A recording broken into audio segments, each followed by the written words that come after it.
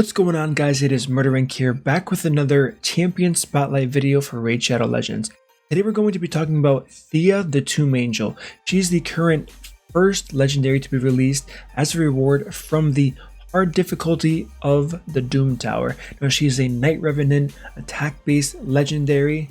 Looks amazing. We have to talk about the aesthetics first. They did an awesome job on this. The wings on point, whole outfit on point. There's really not much more to say. She looks absolutely incredible, but let's move on to other things. Let's see what her skills look like and what they actually do. Alright guys, so the first skill we're going to be talking about is the A1 Befoulment. Attacks 2 times at random, has a 75% chance of placing a Hex debuff for 5 turns. This debuff cannot be resisted, so no accuracy is in fact needed. Each critical hit decreases the cooldown of Not of This World skill by 1 turn. Let's see what this looks like.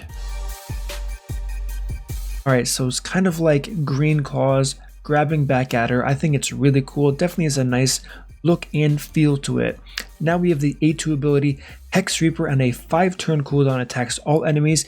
Damage increases by 50% for each Hex debuff on the enemy team, stacks up to 300%, removes all Hex debuffs from all enemies after attacking. So this ability obviously best used after the A1, not easy to show in campaign, we'll get to that later. This is simply to see what the animations actually look like. Here we have this A2 and really cool ice effect with the, I don't know, I guess glaciers or icicles maybe coming up from the ground. Looks really good. 10 out of 10. I approve. Going on to the A3, this is what gets reduced in cooldown by that A1 ability, Not of This World. Here we have a 5-turn cooldown, places a perfect veil buff on this champion for 3 turns, granting her an extra turn after that. So just in case anything cools here, let's use it. Okay, extra turn, kind of a purple aura and glow there. Looking at her passive really quick, Cruel Angel has a 50% chance of placing a True Fear debuff on all enemies for 1 turn when an enemy loses 30% or more of their max health in a single hit. Really cool, lots of cool synergy. We'll go over that later on.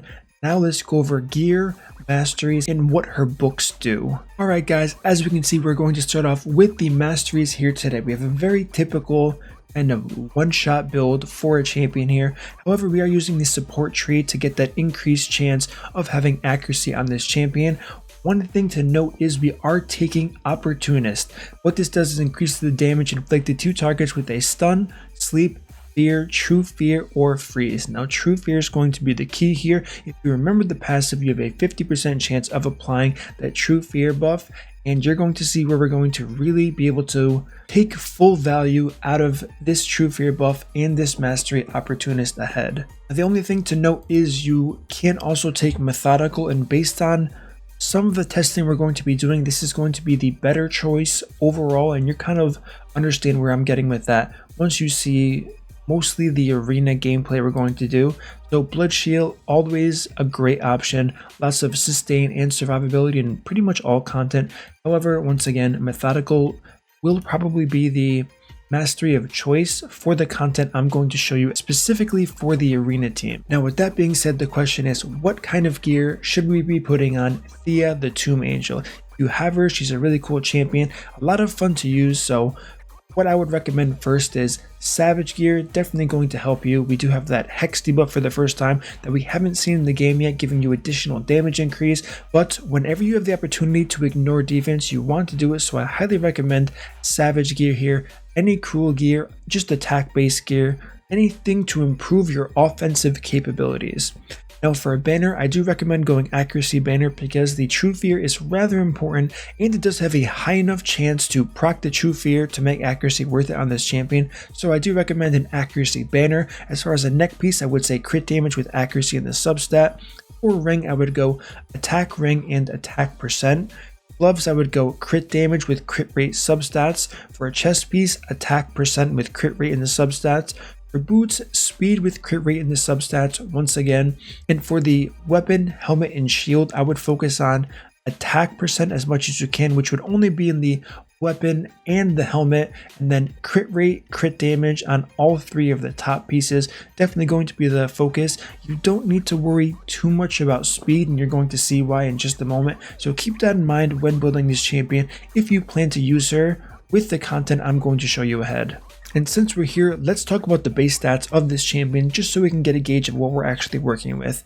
Our base statistics are, we have 16,020 health, 1,542 attack, 969 defense, so the attack's very high, health's a little bit low, and the defense is definitely low. For speed, we have 90 speed, which unfortunately is on the lower threshold of the speed. High crit damage threshold, of course, and 30 resistance. Now let's take a look very quickly at the books. This champion does need 5 books in the A1, 1 book in the A2, and 1 book on the A3, so very minimal and short book investment, which is nice to see. As far as the A3 goes, I don't really think it's needed in the A3 since you do get an extra turn, and the perfect veil buff isn't going to synergize as well as people think with this champion, but that's up to the player and user of the champion to decide for themselves. Next we have Hex Reaper, which is a good ability, and you're going to see why I'm kind of hesitant in saying a good ability based on how the A1 works. The A1 is definitely the most important to book, having that 100% chance to apply this Hex debuff and direct synergy with kind of consuming the Hex debuff, increasing the damage of this Hex Reaper ability. So all of these things have synergy. Is it a big deal if it's on a 5-turn or a 6-turn cooldown? In my opinion, not really, because if you want to get maximum benefit out of this ability, you're going to want to run someone like a Renegade, Painkeeper, or a Kime. So now that we've gone over that, let's show some gameplay, head straight into Dragon 20 and talk about some very important things you guys need to know. Some of them very good, some of them slightly disappointing. Now don't judge too quickly based on what I just said, but we're going to go over exactly what I'm talking about. So we're going to hit auto here. We do have Arbiter, Longbeard, Aymar, Thea the Tomb Angel, and finally Lydia here. We're going to start with attack up. We're going to do an ally attack here, getting Hex debuff on hopefully 2 random targets. Yes, it is. Defense down and weaken. Now we have Hex Reaper. So first thing you're going to notice, what is the first ability Thea the Tomb Angel is going to use? Unfortunately, that is going to be that A2 ability, Worldbreaker. Now if you're not familiar or you already forgot, let's talk about this really quickly. Hexbreaker has direct synergy with her A1 that applies the Hex debuff. Now obviously she's not using her A1 first, she's not using her A3 first, not that that matters at all. However, the fact that she's using an A2 first, I know it makes sense with the AI, but the character design is a little bit strange based on her damage pretty much coming from that Hex debuff being in the target, which will never be there if her first ability used is in fact the A2. That's why I elected in this run to use an ally attack champion to really get the full benefit out of all of this. Let's go ahead and just burn this A1 here. We can reset the cooldowns on everybody, so we'll have it for the next wave. Then we'll just A1 again. Now we'll hit auto, and you'll kind of get to see, now that I explained it, what I'm talking about here, as we'll see the ally attack coming here with the 2 random A1 abilities. We do have 2 separate hexes, which is nice, and once again she's going to use Hex Reaper. It does do a fair bit of damage. I have pretty solid stats on these champions, nothing crazy, and this is the part that I want people to kind of pay attention to of the video, where we're going to be able to see what this damage actually does against this boss here. So here we have the Hex debuff, we have defense down, and she's going to keep using that A1 over and over again, reapplying the Hex.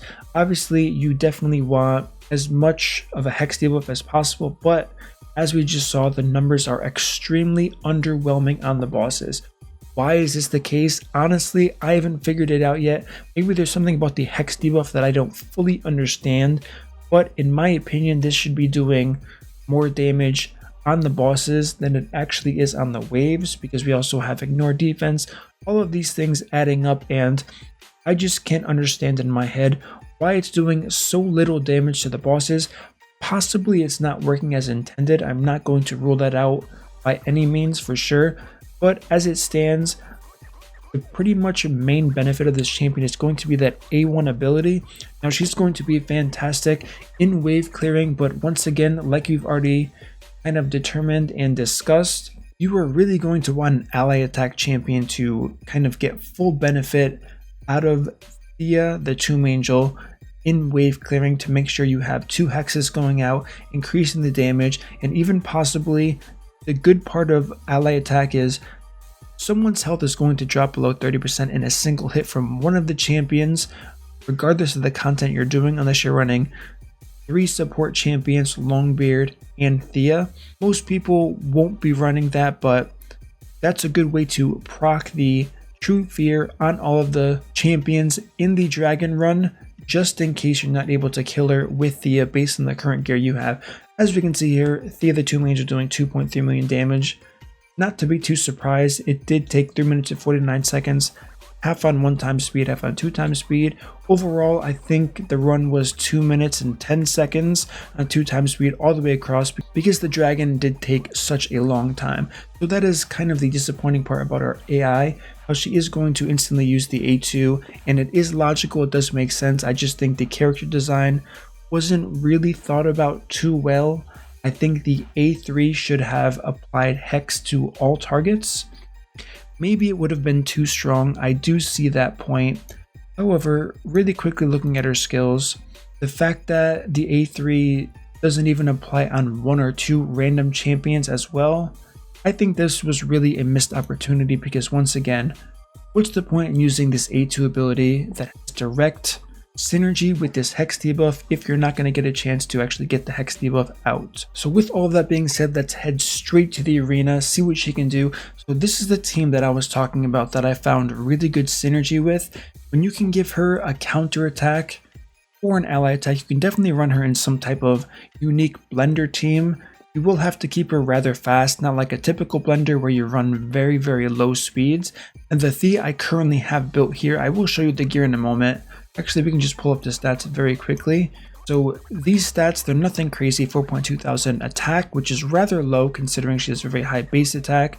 We have 248% crit damage, which also isn't that high. We do have to keep in mind the accuracy, which is why some of these other stats had to suffer in the process, because we are using Savage gear, which isn't typically a gear set you would use accuracy with. So now that we've gone over these stats here and you kind of have a gauge on things, you can use a blender team, but the champion has to be slightly fast, as I was saying, because once you get to use that ally attack ability, you're going to want Thea to use that A2 ability, pretty much igniting all of the Hex debuffs on the champions and one-shotting them in return.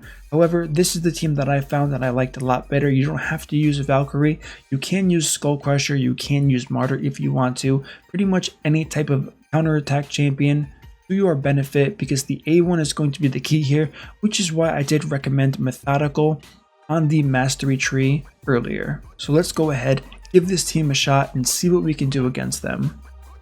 We're going to get the boosted Valkyrie bonus here. Let's go ahead and protect our team. We'll put this to 1 time speed. We will now use our counter attack here.